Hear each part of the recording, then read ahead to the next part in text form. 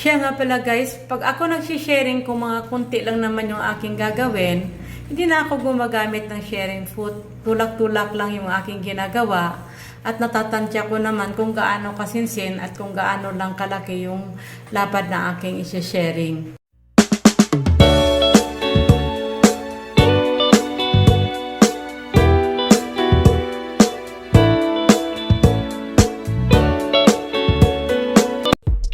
Lalagyan ko muna ng marking yung tacks. So, tuldok-tuldok lang guys yung ginagawa ko sa mga ganito. So, bali ito guys ay magkasaklob na, left and right ng back. Hindi na ako nagdagdag ng sewing allowance sa bottom. Dito naman sa may center back, nagdagdag ako ng allowance para sa zipper.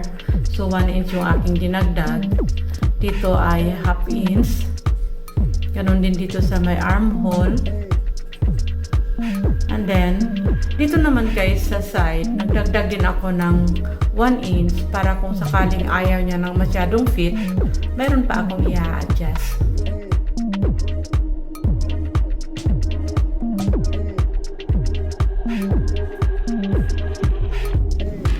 Ito naman yung front na with sharing. So, yung aking pattern guys ay wrong side. So, ibig sabihin, yung aking tela, nakalatag din siya. Nasa ibabaw yung wrong side.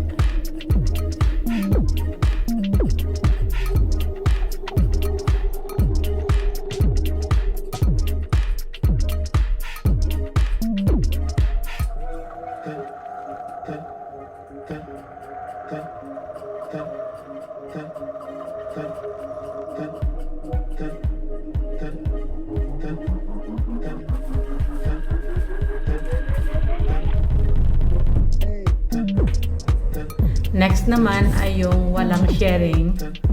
So, ito yung nasa ilalim na part.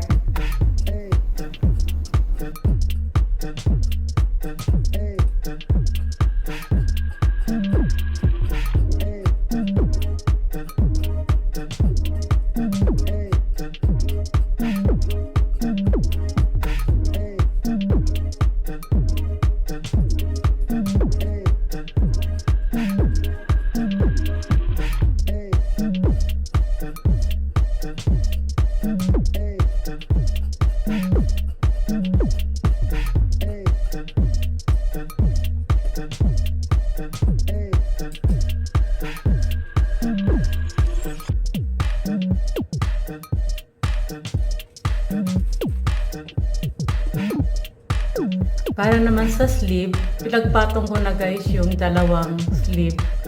So, isang tabasan lang yung aking ginawa.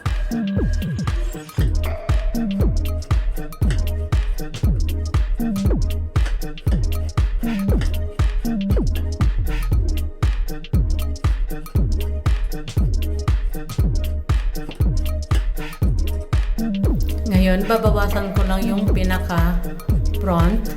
So, magbabawas ako dito guys ng half inch. Ganon din dito sa may armhole.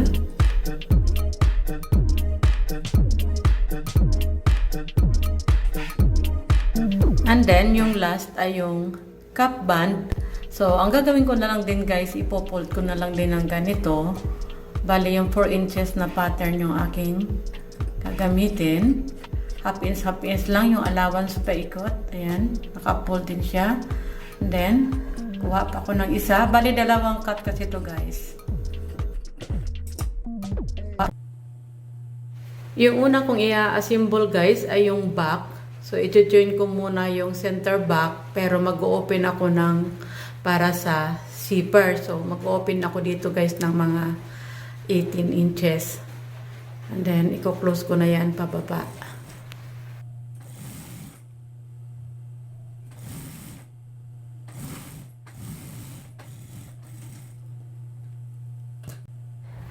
Next naman guys ay yung tacks. At susundan ko lang yung tuldok na minarking ko dito.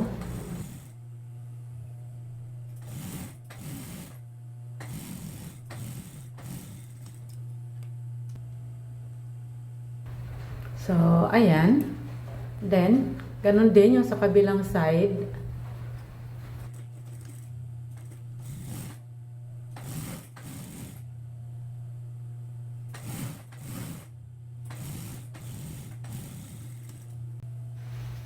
So, eto na guys, yung ating na-assemble na back. Ngayon, i-edging ko naman to bago ko naman i-attach yung zipper.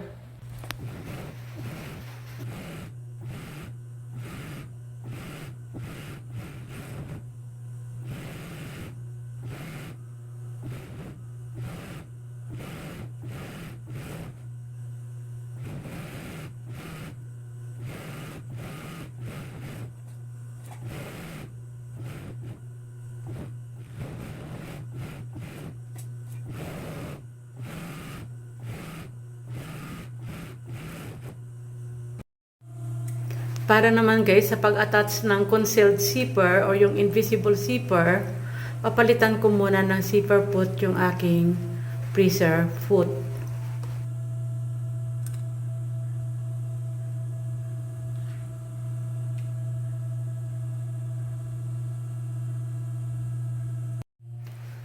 So, bali 1 inch yung ating sewing allowance dito sa may center back. Kaya i-adjust ko rin ng 1 inch yung aking zipper. Kailangan guys yung pagkabit ng zipper foot pagka ganitong mga stretch, alalay din. Kailangan nakarelax din yung ibabaw at saka yung ilalim para hindi hatak. Medyo may kahirapan ng magkabit ng zipper pagka mga ganito yung tela, yung stretchable.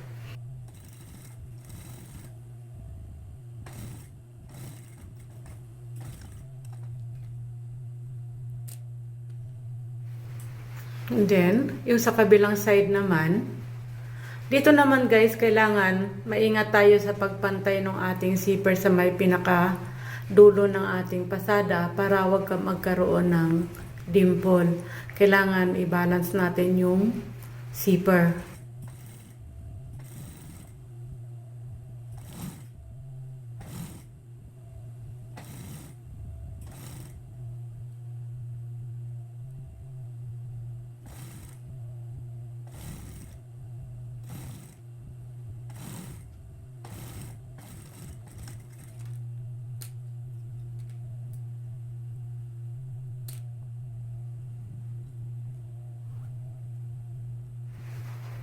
So, ayan guys, kung makikita nyo, maayos yung pagkakalapat. Next naman guys, i-assemble ko muna yung front, yung sa ilalim na part na may tacks.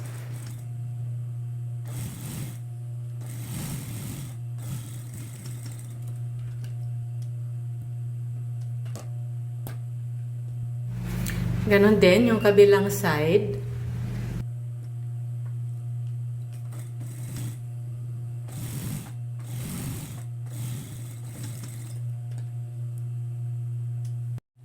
Next naman ay yung may sharing, pero papasadahan ko muna to guys ng 1/4. Pero hanggang dito lang para lang hindi umabot doon sa may sharing mamaya pag nagkabit ako.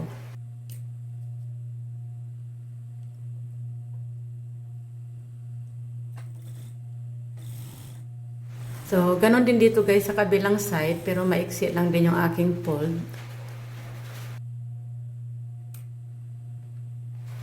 And then, isi-sharing ko tong part na to, pero hindi na ako gagamit guys ng sharing foot, bali mano-mano na lang. Tutulak ko na lang ng ganito. Kasi masanay ako guys sa ganito.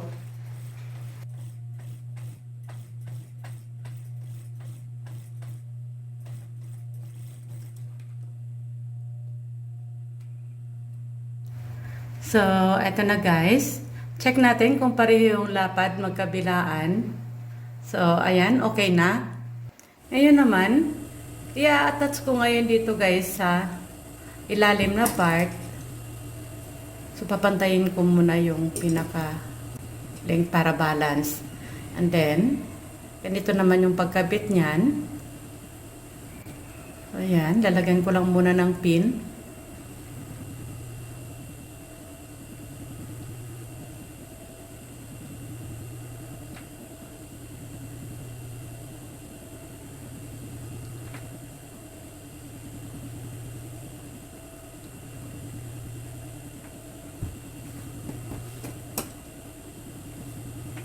Ganon din yung kabilang side. So, kailangan guys magkapantayan sila, magkabilaan.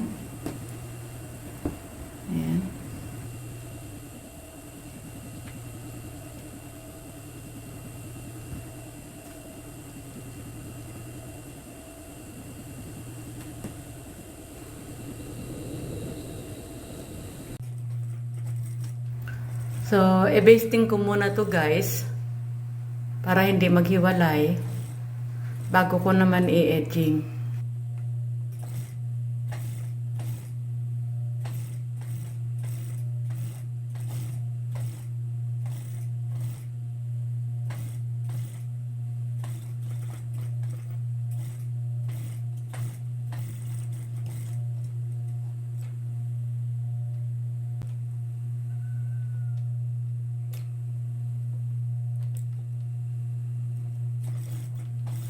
Ganon din dito sa kabilang side.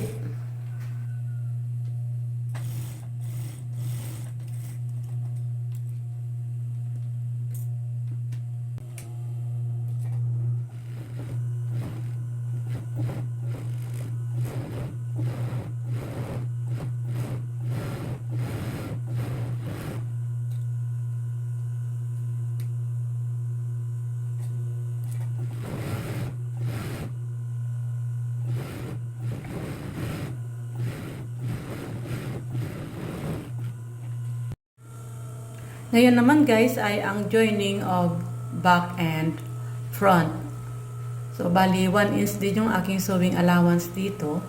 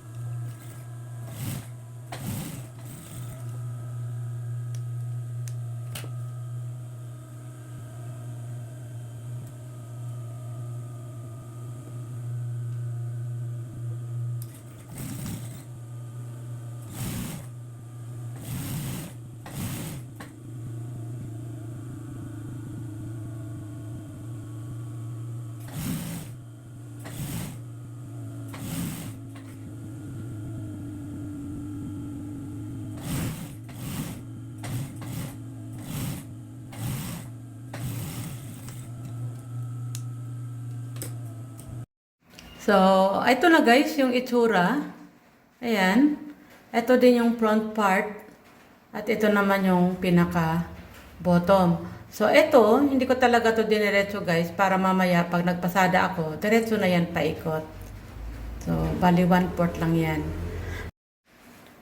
And then, dito naman sa ibabaw, mamaya, lalagyan ko to guys ng 1/4 na garter para pagka ikinabit na natin yung sleeve at magpasada na tayo ng 1/4, hindi siya masyadong banat. Pero relax lang yung garter na ilalagay ko dito. So, ngayon naman guys, papasadahan ko na muna yung bottom. Bali, paikot, 1/4 lang din yung lapad.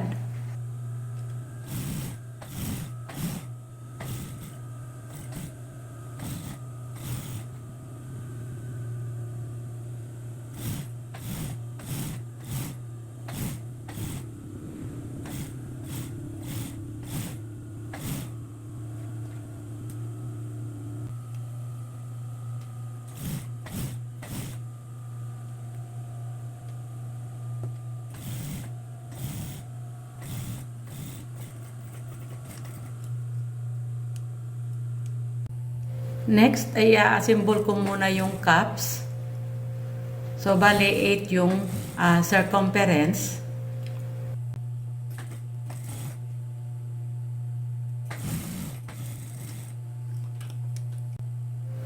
And then, i-open lang guys yung allowance para hindi masyadong makapal bago natin papasadahan paikot.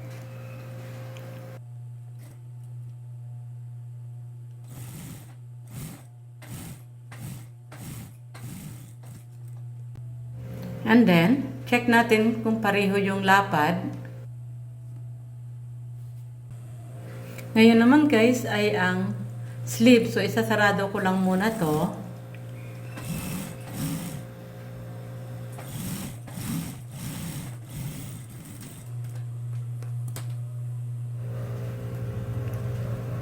And then, dito naman sa may bottom, isi-sharing ko to guys. Nasa sakto lang doon sa laban ng cups.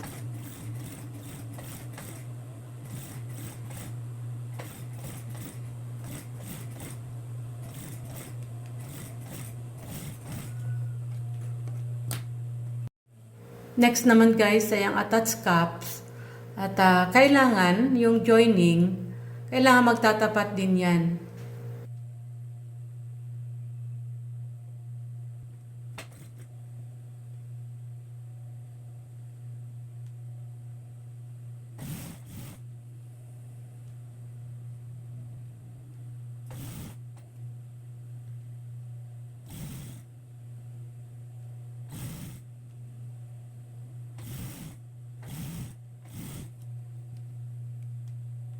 So, eto na guys, yung itsura at kung paano ko to ginawa, ganun din yung kabilang side. So, ayan.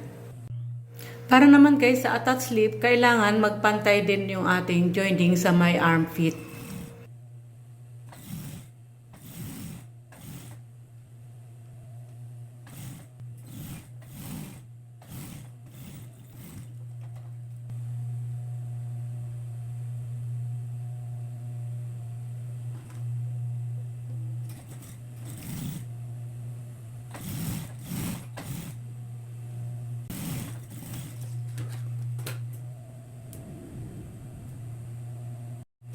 Bago ko naman guys i-fold itong part na to, lalagyan ko muna ng flat garter para pagka pinold ko, hindi siya masyadong babanat.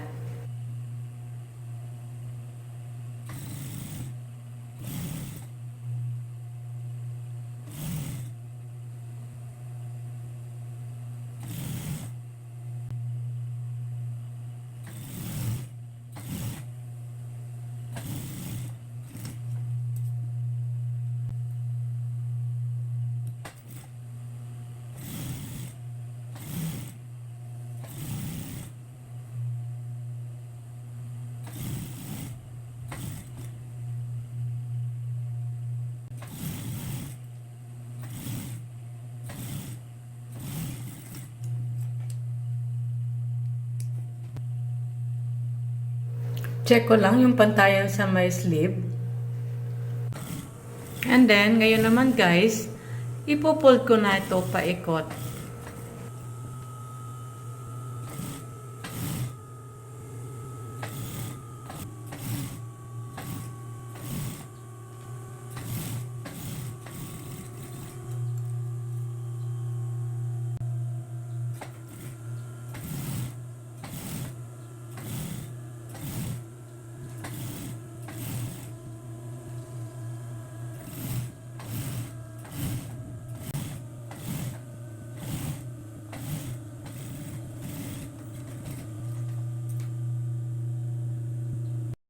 At ito na nga guys yung itsura ng aking ginawang sheer dress off shoulder with long sleeve.